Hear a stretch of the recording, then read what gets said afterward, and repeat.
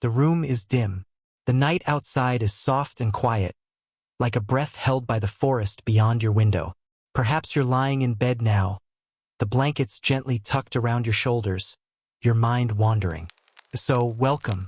Tonight, we are going to journey back, not to the courts of warlords or the painted screens of Kyoto's geisha houses, but to something older, something quieter, a time in Japan's past when the world was filled with spirits, not only in sacred mountains or hidden shrines, but in your chopsticks, in the stones you step over, in the damp wood of your floorboards. This is not a ghost story, though it may feel a little haunted. It is the story of everyday life lived among the kami, the countless, invisible presences that inhabit everything. The wind has a will. A broken doll must be burned with care. A rice offering is not superstition, it is basic respect.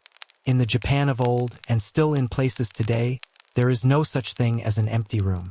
Everything is watching. Everything remembers. So let your breath slow. Let the modern world fall away. Tonight, you'll walk the narrow path of a villager in the Japanese countryside, the mist clinging to your sleeves, the world around you alive with unseen attention. You are not alone. The forest is watching. Let us begin. Why you wouldn't last a day surrounded by Japanese morning beneath the thatched roof. It begins before dawn. You wake in a small, thatched home, the floor still cool from the night. The air carries the scent of wood smoke and wet straw. Your sleeping mat rests on the tatami, and above, you hear the faint creak of the roof as the wind stirs the bamboo rafters. But before you stretch, before you even rise, you bow. Your breath is visible in the pale air. Before anything else, you acknowledge the kami of your home, the invisible presence that dwells beneath your floor, in the family hearth, even in the paper screens that divide your room. You move slowly, deliberately. You bow not to be seen, but because you are already being watched. At the household shrine, a simple kamidana shelf nestled in the wall, you light a candle stub, a pinch of rice, a sprig of greenery, maybe even a splash of sake if the jar is full enough. You don't speak. You don't need to. The offering says everything. Then comes the rhythm of your day. You sweep the entryway, where the god of thresholds might linger. You don't disturb the spider in the corner. Best not offend anything watching from that small, still silence. Even the broom must be treated with care. Its bristles are not lifeless. They remember your hand. In the kitchen, fire is coaxed from smoldering coals. You offer a breath of thanks to the kami of fire, not a god of war or lightning, but the gentle guardian of warmth and cooked millet. Each tool, a worn pot, a carving knife, the chopsticks wrapped in cloth, has a spirit. If mistreated, they sulk. If discarded carelessly, they might curse. In ancient Japan, to live was to apologize, to make peace with your surroundings every moment of the day. The forest watches, and the fields listen. As the light grows, so too does the day's work. You step outside, sandals crunching on the gravel path. The world is saturated with presence. The old cedar tree near the road? Kami dwell within it. They may be kind or indifferent, or quietly resentful. You nod your head in passing. There's a thin straw rope, a shimenawa, tied around its trunk, marking it as sacred. Do not touch. Do not cut. Even a fallen branch must be returned, as gently as possible, to the forest floor.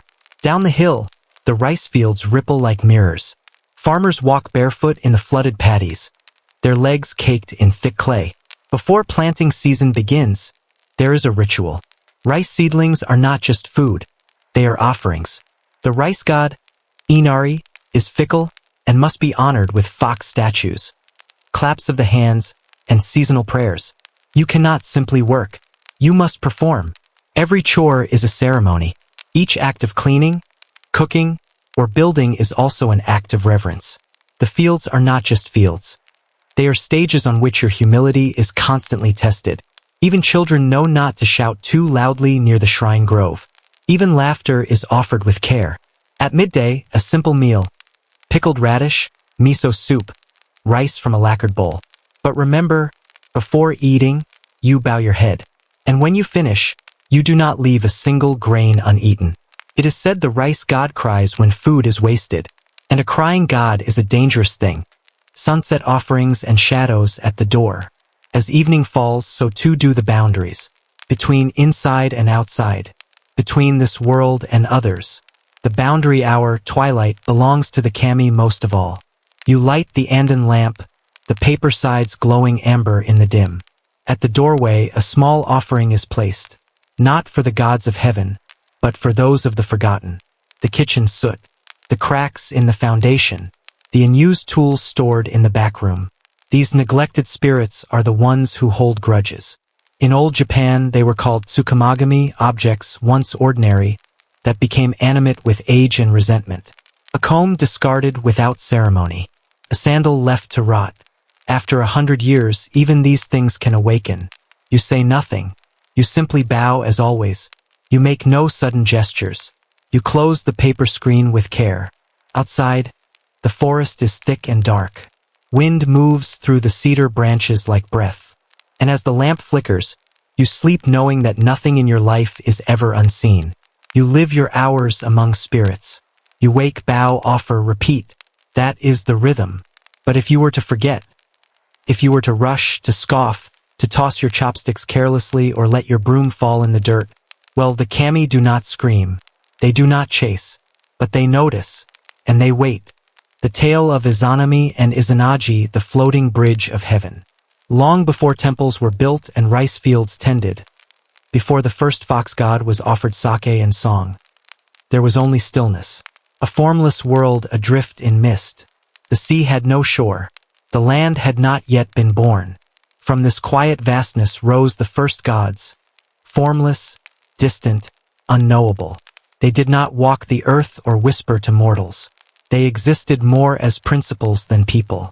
But among their many descendants came two who would shape the world, Izanagi and Izanami.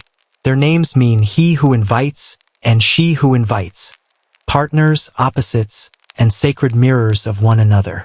Standing together on the Aim no Ukihashi, the floating bridge of heaven, they looked down upon the swirling chaos below. In their hands, they held a jeweled spear, a divine implement of creation. With slow grace, Izanagi dipped the spear into the abyss, stirring the sea. Droplets fell from the tip and congealed into the first island, Onagoro. They descended to this new land, and there built a palace with a central pillar reaching to the sky. Their marriage ritual was simple and yet profound. Circling the pillar from opposite sides, they met again face to face.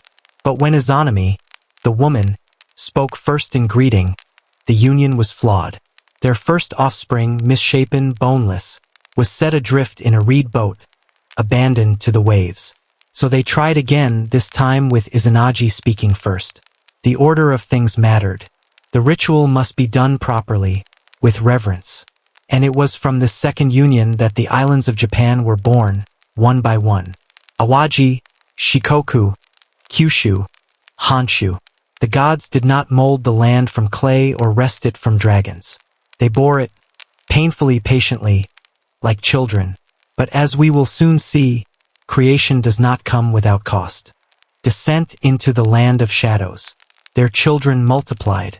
Mountains, rivers, wind, thunder. Each force of nature was born from Izanami's labor. But it was the birth of the fire god, Kagetsuchi, that changed everything. As the child emerged, Izanami was burned. Her divine body, unable to withstand the heat, collapsed. She died. The goddess of life and creation was taken by death itself.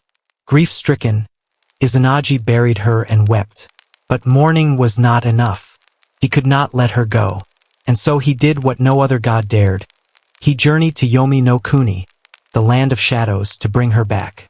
Yomi was not a hell of fire or torment.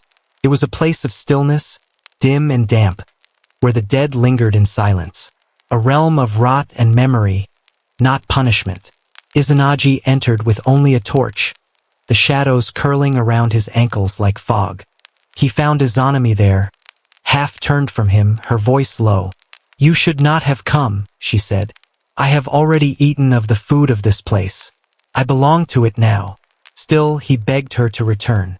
She agreed, but on one condition. He must not look at her. Not yet. Not until she was ready. But Izanagi's patience failed. As she slept, he lit his comb as a torch and turned to see her. What he saw was not the Izanami he had known. Her body was bloated. Maggots writhed. 8 thunder gods clung to her limbs, feeding off decay. She was no longer the goddess of life. She was a thing of death. She screamed, and the chase began. Furious at the broken promise, she sent hags and demons to pursue him through the halls of Yomi. Izanagi ran, flinging peaches to distract them, fruit long thought to repel evil. When he reached the mouth of the cave leading back to the living world, he blocked it with a massive boulder. Izanami, now fully of the underworld, cursed him from the other side. "If you leave me," she said, "I will take 1,000 lives from your world each day." And he, exhausted and trembling, replied, "Then I will create one." Rituals of purification and the birth of the sun. Emerging from the realm of death, Izanagi was no longer the same. The filth of Yomi clung to him, a spiritual pollution that no mere washing could remove. So he performed misogi, a ritual of purification that remains sacred even today. He stepped into the river, submerging himself again and again, washing away the stain of death. And as he cleansed himself, more gods were born. From the cloth he discarded came minor deities. From the water that streamed from his limbs, others arose. But it was as he washed his face that 3 great kami emerged. From his left I came Amaterasu, the sun goddess, giver of light, ruler of the heavens. From his right I came Tsukuyami, the moon god, calm and distant. From his nose came Susanoo, the storm god, wild and unruly. These 3 children would go on to shape the world of gods and men alike. But what began as love became distance. Izanagi, bereft, never returned to his consort. He retreated from the world, and the divine siblings took center stage. Still, the rituals remained. The story of Izanami and Izanagi was not just myth. It was the explanation for why purification is necessary, why birth is sacred, why death must be acknowledged, but never invited. When you bow at a shrine, you are performing echoes of this tale. When you step lightly in a graveyard or wash your hands before entering a temple, you are remembering that once a god went too far and barely made it back. Even now, in a quiet Shinto ceremony under the morning mist, the chant lingers. Harai Tami, Kaiom Tami, purge us, cleanse us. And perhaps, as you listen now in the hush of your room, you feel the story settle around you. Not frightening, but heavy, gentle, eternal. The kami are not far. They never were. Masked spirits of the mountains, the borderlands where humans end and kami begin. The path is narrow. Damp earth clings to your sandals, and the branches above filter sunlight into flickering shadows. You are walking deeper into the mountains now. Far from the village, far from the household shrines and well-swept temple courtyards. Here, the wind tastes of moss and pine resin, and the silence is complete. These are the borderlands. In old Japan, there were places where the known world frayed at the edges. Mountain passes where trails vanished into mist. Caverns where water dripped in rhythms no human could name. And in these liminal places, the kami lived more freely, less politely. They were not all kindly household spirits or honored ancestors. Some were capricious. Some were wild. Some merely were watching, ancient, content to remain unseen until disturbed. It is in these places that the line between human and kami begins to blur, where people wear masks not to perform, but to protect, not to conceal, but to respect the face of the spirit they borrow for just one night. This is the world of mountain rituals, the festivals of flame and frost, the clatter of wooden clogs on frozen stone, echoing deep into valleys untouched by time. You are entering sacred space. Slowly now, the Tengu in the pines, high in the northern mountains, among cedar forests dense enough to feel like night at noon, the Tengu dwell. They are not easily defined. Some stories say they are bird-like, with wings and beaks. Others say they resemble long-nosed mountain priests, dressed in tattered robes, their laughter sharp as frost, always watching, always just beyond the trees. In the Edo period, villagers would warn children, do not whistle at dusk in the forest. Do not mock the mountain. Do not climb too high, for the Tengu were tricksters. They might confuse a traveler's sense of direction, leading them in circles until exhaustion. They might appear in dreams, whispering riddles. Sometimes they trained worthy warriors. Other times they punished arrogance with madness. Shrines to Tengu still exist, tucked into rock faces or hidden behind groves of sacred trees. Offerings are left in silence. Sake, rice cakes, the faintest apology for stepping too near. And yet, despite the danger, Tengu were not evil. They were old, beyond good or ill. They reminded people of their smallness in the face of the mountain's vastness.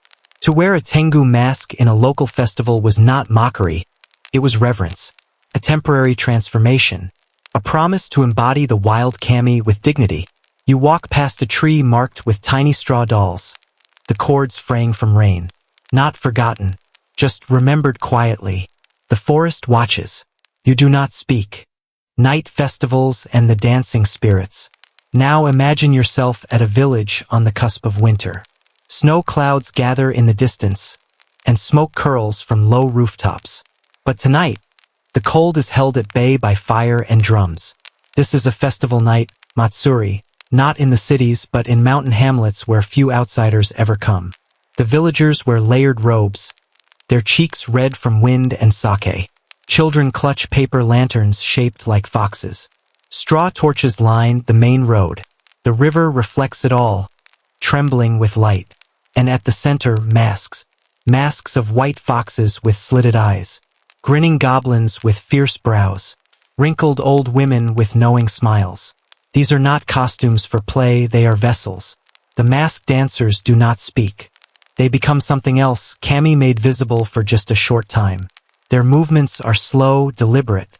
The drumbeat guides them, steady as a heartbeat. A story unfolds, not in words, but in gesture. A spirit visits a lonely home. A rice god brings a good harvest. A mountain deity is appeased after a long winter. The watchers, villagers, and travelers alike do not cheer. They watch in reverent stillness. The boundary between worlds is thin tonight. And behind every mask is a person, perhaps a rice farmer, perhaps the shrine's caretaker. But for this moment, they are more than themselves. They are reminder and myth. They are prayer made visible. Later, as the fire dies and snow begins to fall, the masks are removed, cleaned with care, and placed back in wooden boxes. Until next year. Even now, in certain villages deep in the Japanese countryside, these masked dances continue. Quietly, without cameras or spectacle, because the spirits are still watching, and the old stories still hum beneath the surface of the land. You would not last a day in such places, not because of danger, but because of the depth of attention required. To live among spirits means to walk slowly, to notice everything, to bow to the wind. The emperor who talked to the gods, the divine mandate beneath moonlight. In the hush of the imperial palace, the air is thick with the scent of pine and lacquered wood. It is not yet dawn. Candles gutter in stone lanterns, and a light mist hangs in the garden just beyond the sliding doors. You are in Kyoto or, in centuries past, Heian-kyo, the heart of Japan's imperial court. Here, everything gleams quietly. Silk robes rustle like wind through reeds. Courtiers murmur in measured tones, their words layered with subtle meaning. And beyond it all, at the very center of the realm, sits the emperor. But this is no ordinary monarch. In Japan's ancient worldview, the emperor is not just ruler, he is a living descendant of the sun. Amaterasu Amakami, the great solar goddess, once sent her grandson, Ninigi no Mikoto, down to earth, bearing the three sacred treasures, a mirror, a jewel, and a sword. From his lineage came the first human emperors, divine by blood, if not always in power. By the Heian period, political control had often slipped into the hands of powerful noble families or shoguns. But the emperor still mattered. He still performed the most sacred rites. He still communed, through ritual and silence, with the gods. It was he and only he who could enact the daijosai, the great accession ritual upon ascending the throne. It was he who awoke before sunrise to make offerings in the stillness of the inner sanctum. He did not raise armies. He did not pass laws. He prayed, the rites of the morning and the hidden shrine. The emperor's day began before the court stirred. Slipping through covered walkways, he would enter a chamber forbidden to all others, the Kashiko Dekoro, the most sacred room within the palace. It was small, wooden, and unadorned, and within it rested a mirror. Not just any mirror, but a replica of the Yada no Kagami, one of the 3 sacred treasures given by Amaterasu to her descendants. The original, if it still exists, is enshrined far away at Ayase Grand Shrine, never seen, never touched. But this replica served the same purpose. It reflected not just the emperor's image, but his role, his lineage, his divine burden. Here, in early morning ritual, the emperor offered rice, water, and salt. He bowed. He chanted. The chants were ancient words whose exact meanings had been lost to time, but whose cadence still echoed the prayers of his ancestors. They were not performed for people, nor recorded for history. They were acts of presence, of remembering the bond between earth and heaven. Once a year, during the Nainamesai Harvest Festival, the emperor performed an even older rite. In complete seclusion, he would enter a specially constructed thatched hut. Alone with the gods, he would offer rice from the year's harvest, then partake of it himself. This act of eating was no small gesture. It symbolized the cycle of life. Sunlight transformed into rice, rice transformed into sustenance, sustenance offered back to the divine. No one watched, no one spoke. In the silence of that hut, the emperor was not just a man. He was a thread in a long, sacred tapestry stretching from myth to morning. And afterward, he would emerge, unchanged in appearance, but subtly realigned. The sun would rise a little higher. The court would stir. The world would turn. Sacred lineage in a shifting world. Over the centuries, the emperor's power waxed and waned. Warriors rose and fell. Castles were built, burned, rebuilt. Shoguns ruled in all but name. Yet through it all, the imperial rituals continued. Even when the emperor lived under effective house arrest in Kyoto, he still performed the rites. Even when war raged across provinces, the court calendar marked the appropriate days for offerings. And even today, in the modern age, the emperor continues to perform them, not as ruler but as symbol. The current imperial family traces its lineage back more than 2,600 years, an unbroken chain, at least by tradition. No other royal house in the world can claim such continuity. But what sustains it is not political power. It is ritual. Each time the emperor steps into a quiet shrine, each time rice is placed upon the altar, the ancient pact is renewed. You see, while the world around the court changed, technology, borders, beliefs, the kami remained. Quiet, watchful, constant. To walk in the emperor's shoes, even for a day, would be impossible for most. Not because of crowns or ceremony, but because of the weight of stillness, the responsibility to be present, to enact gestures whose meaning runs deeper than memory. The emperor speaks little, but he speaks to the gods. And in the moonlit silence of the palace grounds, where gravel paths crunch softly beneath slippered feet and wind rustles through bamboo leaves, one can almost feel the boundary between worlds shift. The mirror gleams in the dark. The gods listen, and you, warm under blankets in the present moment, may find your thoughts drifting to another time, where even breath was ritual, and the sun herself was called grandmother. Why you wouldn't survive a night in the underworld, the descent begins. It begins with forgetting. You don't know how you died, or when.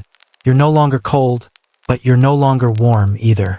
It is not pain that welcomes you, but a thick, numbing stillness. You wake up, not in a room, but in a kind of space that's more feeling than architecture. There's no sky, there's no ground, just a muted hum, like distant thunder wrapped in cloth. You try to move. Your body responds, sort of. You're lighter than you remember, but slower, as if the air here resists you. There is no color. Everything is shades of charcoal and dust. You're in the underworld now, but you're not sure which one. Across cultures, this moment, the moment after death, has always been the beginning of another kind of journey. And nearly every tradition agrees. This part is difficult.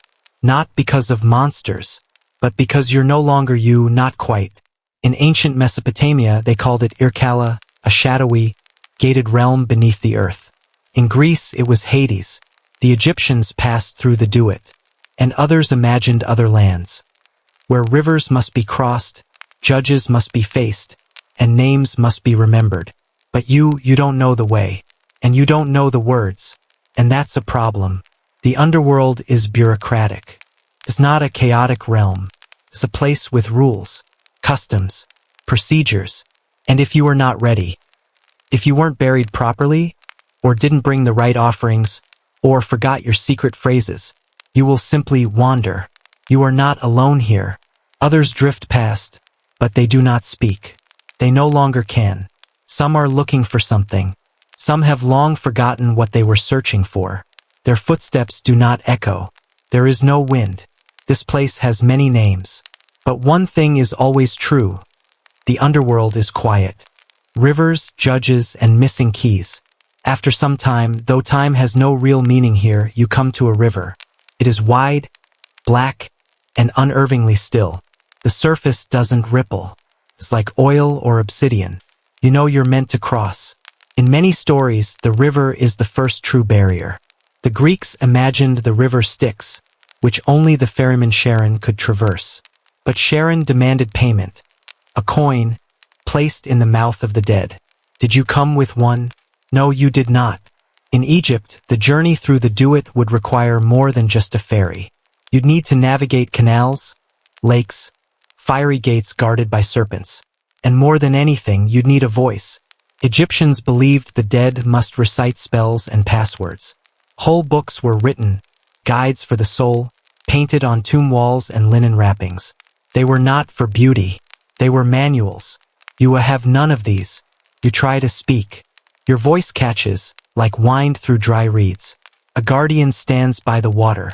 It has no face, just presence. Enormous, ancient, heavy as the stones of a forgotten temple. You try to walk past. It does not move. Somewhere deep inside you understand. You're not allowed. You haven't earned passage. And so you sit by the shore of a river that will not carry you, with no one to plead your case, and no words to open the door. Wandering the dustlands. This is where most souls remain. Not punished, just paused. Forgotten. In Sumerian belief, the dead entered a land where dust was the only food. No torture, no flame, just silence, repetition, and endless gray. Even kings, even heroes eventually grew hollow here. The Greeks called it the Asphodel Meadows, a place not of torment, but of mediocrity, where average souls faded into memoryless ghosts, neither rewarded nor condemned. And you begin to feel it, that fading. Your name slips from your mind. The shape of your own hands becomes unfamiliar. Faces you once loved blur at the edges. The underworld doesn't hurt you, forgets you, and, more dangerously, it helps you forget yourself.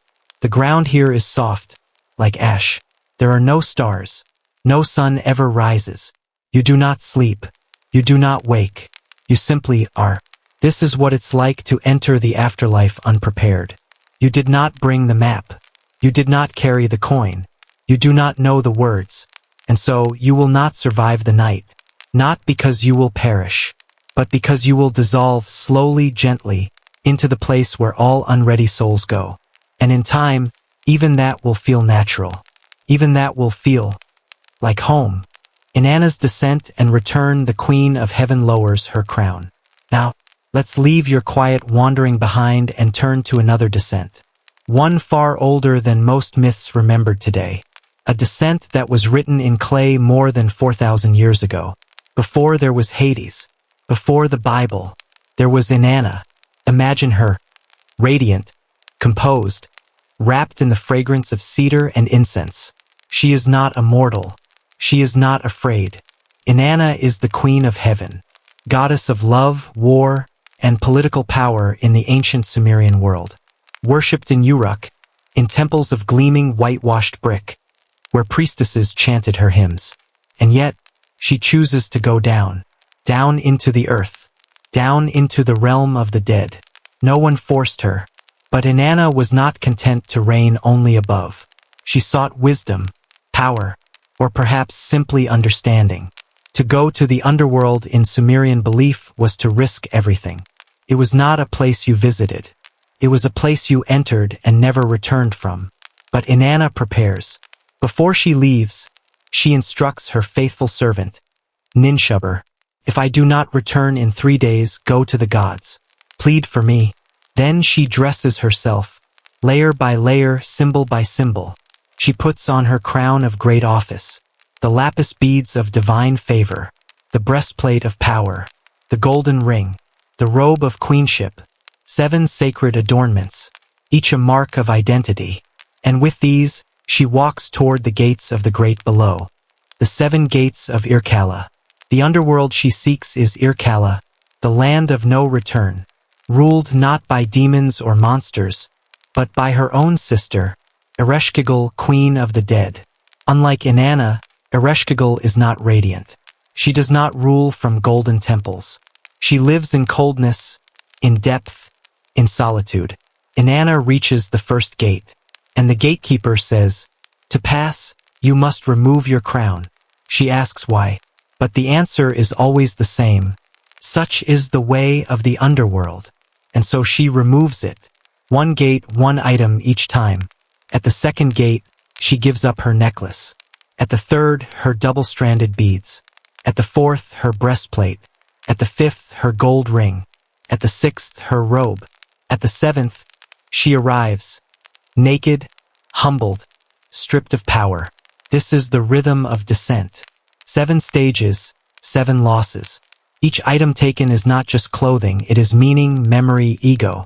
At the bottom, Inanna stands before her sister, and Ereshkigal does not embrace her. She strikes her down. Inanna is judged, turned into a lifeless husk, hung from a hook on the wall, and time stops. 3 days in the darkness. Above, the world mourns. Crops wither. Lovers grow restless. Temples fall silent. Because when the goddess of fertility and life is gone, nothing can grow. But Ninshubber remembers the instructions. She goes to the gods. She pleads for help. And one of them answers, Enki, the god of wisdom and water. He fashions 2 tiny beings, neither male nor female, creatures of shadow and compassion, and sends them into the underworld. They do not fight Ereshkigal. Instead, they listen. She is groaning in pain, not from battle, but from grief, from labor, from sorrow unspoken. They echo her cries. They empathize. And in that moment, Ereshkigal softens. She offers them anything. They ask only for the body of Inanna. And so, the goddess is returned. But there is one final rule of the underworld. No one may leave unless another takes their place. Inanna is allowed to rise, but she must find a substitute. She goes back to the world of light, back through the gates, regaining her adornments one by one. But each one feels different now, heavier, less hers. She finds her husband, Dumuzi, sitting on her throne, not mourning, not changed, and she chooses him. He will take her place in the underworld, though even that will not be forever. There will be compromise. Dumuzi will spend half the year below. His sister will take the other half. And Inanna will remain between worlds, a goddess who has known both joy and shadow. And so the seasons are born. Life returns, but the memory of descent remains. Inanna went willingly into the underworld, and not even she escaped unchanged. Weighing the heart, Egyptian afterlife rituals the path through the duet. Now we drift again, slowly, softly. This time into a world of sun-baked stone, low chants, and carved prayers. To ancient Egypt, a civilization so steeped in the mystery of death that even their houses were temporary. But their tombs were built for eternity. The Egyptians did not believe in death as an end. They believed in the Ka, the life force, the Ba, the personality, the soul with wings, and the Ak, the luminous spirit of the transformed dead. These elements did not simply dissolve after the body ceased to breathe. They had to be preserved, protected, guided, and that's where the duet begins. The duet, not a hell, not quite a heaven but a strange, symbolic place. A realm beneath the horizon where the sun itself traveled at night. A place of gates and guardians, of sacred geometry and magical utterance. To reach paradise, known as the Field of Reeds, the soul must pass through the Duat. And that is not easy. You would not survive it. Not without help. Not without preparation. Because the Duat is a testing ground. And only those who knew the path could make it through. The Book of the Dead. Imagine yourself now as one of the ancient Egyptians. You've lived a long, diligent life beside the Nile. You've honored the gods. You've spoken true. And now you are dead. Your body has been wrapped in fine linen. Perfumed resin seals your form. Amulets are placed between the folds. An eye of Horus for protection, a scarab for rebirth, a jed pillar for stability. But most important of all, you have been buried with words. Not just any words, but spells, incantations, maps. We call it the Book of the Dead. Though the Egyptians themselves called it the Book of Coming Forth by Day. It wasn't one single book. Rather, it was a collection of spells, up to nearly 200, painted or inscribed on tomb walls, coffins, or rolls of papyrus. These spells guided the soul through the Duat. They told it what to say to which guardians, which names to invoke, which demons to appease. They weren't just texts, they were lifelines. Imagine a hall where the floor is made of serpents, or a lake that burns instead of flows. Imagine doors with secret names, and a ferryman who refuses passage unless you recall his true identity. In the Duat, knowing was surviving. To forget was to vanish, to be devoured. The journey took place at night, just as the sun god Ra traveled beneath the earth in his bark, fighting back chaos until the morning light. And like Ra, your soul must reach the eastern horizon. But before it does, it must be judged. The Hall of Two Truths. Now we come to the most delicate moment. You are in the Hall of Two Truths, a vast chamber of pillars and incense, cool, silent, endless. Here stands Osiris, Lord of the Underworld, wrapped in linen, crowned in white. Before him, 42 divine judges, each representing a sin you must deny. One by one, you will say, I have not stolen, I have not lied, I have not killed, I have not polluted the waters, I have not raised my voice. But words are not enough, for at the center of the hall stands the scale. And on one side of the scale, your heart, your actual heart, preserved and intact, the seat of memory and emotion. On the other side, a feather, not just any feather, the feather of Ma'at, goddess of truth, order, and cosmic balance. The weighing begins. You do not control it. You cannot lie to it. If your heart is heavy with wrongdoing, if it outweighs the feather, then the judgment is clear. A creature waits beside the scale.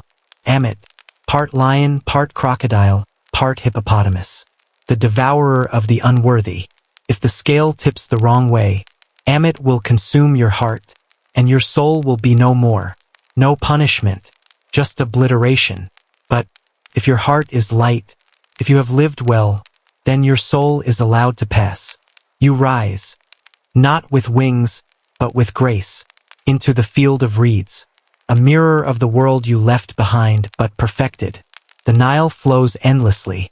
Crops never fail. You have your home, your family, your pleasures. You eat, you rest, you exist eternally. This was not a reward so much as a restoration. To live again without pain. To be known, remembered, complete. Banquets with the dead in ancient China, the empty seat at the table. Now, let the Nile slip away behind you. The feather settles. The heart is still. We travel now into a quieter kind of underworld. One not filled with judgment halls or flaming rivers, but with incense smoke, fine porcelain, and the hush of memory. This is ancient China, where the dead do not so much leave as linger. Not malevolently, not even mournfully, but naturally, as part of the home, part of the family. In Chinese cosmology, death is not exile. It is transition, a continuation of bonds. And so, you would not survive a night in the Chinese underworld, not because of monsters or riddles, but because you would not know your duties. You would not know the rites. you would forget to bring the rice, because here the dead are always watching, and you are always meant to feed them. Spirits, altars, and ghost festivals. Imagine a home in the Tang dynasty. It is the 7th lunar month, the time of the ghost festival. Lanterns are lit. Tables are set not just for the living, but for those no longer among them. In the corner of the house there is an ancestral shrine. Simple or ornate, depending on the family's means. There may be tablets inscribed with names, small bowls of rice wine, a stick of incense, slowly burning down. This is not a grim occasion. It is solemn, yes, but it is not death that is mourned. It is connection that is maintained. During Ghost Month, it is believed that the gates of the underworld open, and spirits walk among us again, not to haunt, but to be honored. People burn paper replicas of worldly things, paper houses, paper horses, even paper servants. Later, in more recent times, paper cell phones and fake designer bags. These are called mingqi, spirit goods, sent into the afterlife by fire. The dead, it was believed, continue to live in a parallel world, and they need these things, not just for comfort, but to avoid becoming hungry ghosts. A hungry ghost is not evil by nature. It is simply a spirit that has been forgotten, one who has no descendants to care for them, no incense, no offerings, no name spoken aloud, and so they wander, thin-necked, ravenous, lonely, but with proper ritual, a soul can rest, be nourished, even join the ranks of the honored ancestors, watching over the living with benevolence. This was not just religious belief, it was a duty, a structure of family that extended beyond the grave. And so meals were shared with the dead, bowls placed for them, chopsticks arranged, the first bite offered skyward, the bureaucracy of the afterlife. But there is more than just quiet reverence, because the Chinese afterlife is not chaotic. It is organized, deeply, elaborately structured. The underworld, often called Diyu, was imagined as a kind of divine administration, a bureaucratic mirror of the imperial court, complete with judges, ledgers, scribes, and offices. At the head of it all is Yanluo Wang, a king borrowed originally from Indian myth, but shaped by Chinese sensibilities into a magistrate of the dead. Upon death, your soul might be summoned before him. Your deeds read aloud, your name searched in a book of records. If your life was virtuous, you might be assigned directly to a heavenly realm. If not, you could be sent to one of the 10 courts of hell, each overseeing a different kind of sin and its consequence. But punishment was not always eternal. You could be reborn. You could move on. You could be helped by the living. That's where families came in. Rituals like zhai, fasting and prayer, or donations in your name could ease your suffering. Burning paper money could pay your debts. Proper memorial could shorten your trials. You see, in this view of the underworld, there is always movement. Souls do not stay in limbo forever. They go forward, helped or hindered by their earthly ties. And this made ancestor worship not just a comfort, but a necessity. To forget the dead was to leave them stranded. To remember them was to offer not just affection, but power. So imagine the sound of wind through paper lanterns, the scent of rice wine and roasted duck, the crackle of fire as joss paper curls into ash.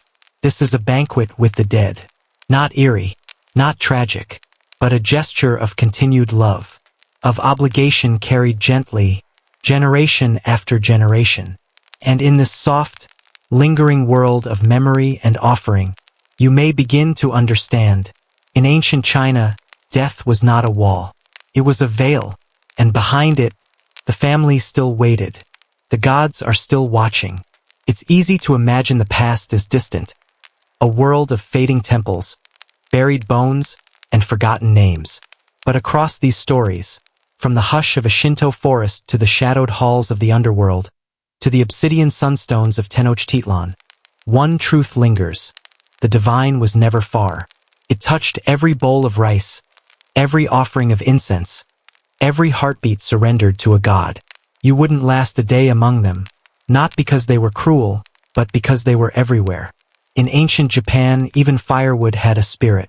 In Sumer, love and death sat at the same table. And in the Aztec world, every breath was borrowed from a cosmic debt you could never fully repay. These were not distant gods. They were your ancestors, your fears, your weather. They dwelled in lantern light, in tomb walls, in the cry of a child offered to Tlaloc. And in return, people gave structure to the chaos, through ritual, through rhythm, through awe. Today, we light switches instead of lamps. We bury our dead with plastic flowers, not sacred texts. And yet, somewhere in the quiet corners of the world, the old rhythms echo. A shrine still receives its daily water. A tomb still guards its secrets. A mask still dances in the mountains, unseen. Sleep now. You've walked long roads tonight.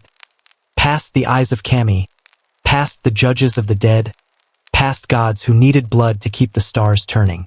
Let them watch over you now, gently, quietly, as they always have.